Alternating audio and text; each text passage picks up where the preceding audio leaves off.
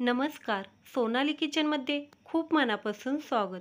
आज इथे मी सोप्या पद्धतीने करंजी कशी बनवायची ते दाखवणार आहे. सर्वप्रथम एका ताटामध्ये 1 कप मैदा घ्यायचा, 1 कप बारीक रवा घ्यायचा. हे छान मिक्स करायचे. त्यामध्ये पाव चमचा मीठ घालायचे आणि पोह्याच्या चमच्याने 6 चमचे कडकडीत तेलाचे मोहन घालायचे. तेलाचे मोहन पिठाला छान चोळून घ्यायचे, मूठ बांधून पाहायची. त्यानंतर थोडे थोडे त्यामध्ये पाणी घालायचे आणि घट्टसर गोळा मळून घ्यायचा आहे. गोळा बनवून झाल्यानंतर त्यावरती झाकण ठेवायचे. सारण बनवण्यासाठी एका पॅनमध्ये 2 कप किसलेले सुके खोबरे घ्यायचे. खोबरे हे हलकेसे भाजून घ्यायचे आहे. त्याच पॅनमध्ये 2 चमचे खसखस ही भाजून घ्यायची आहे. खसखस ही लवकर भाजली जाते. त्याच पॅनमध्ये 4 चमचे तूप घालायचे. त्यामध्ये आपल्या आवडीनुसार कमी जास्त बदाम आणि काजू 1 मिनिटभर छान परतून घ्यायचे. त्यानंतर 1 वाटी बारीक रवा त्याच तुपामध्ये भाजायचा आहे.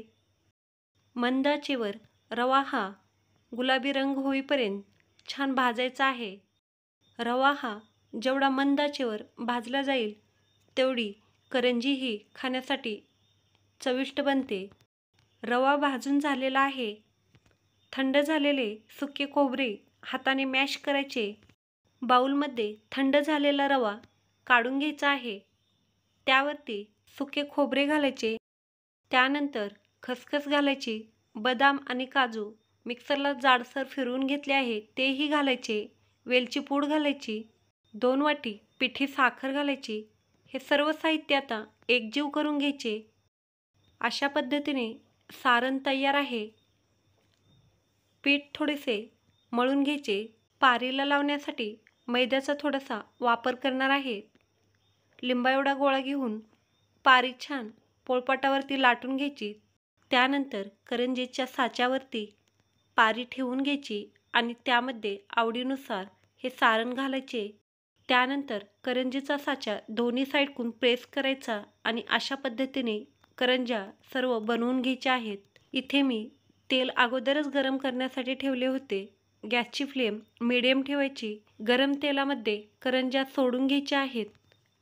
कढईमध्ये मावेल तेवढ्याच करंज्या सोडायच्या आहेत आणि चहूबाजूने चमच्याने छान अशा आलटीपलटी करून सोनेरी कलर होईपर्यंत तळून घ्यायच्या आहेत.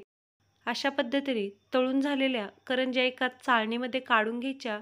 इथे सर्व करंज्या बनवून तयार आहेत. व्हिडिओ आवडल्यास लाईक करा, शेअर करा, चॅनलला सबस्क्राईब करा. धन्यवाद.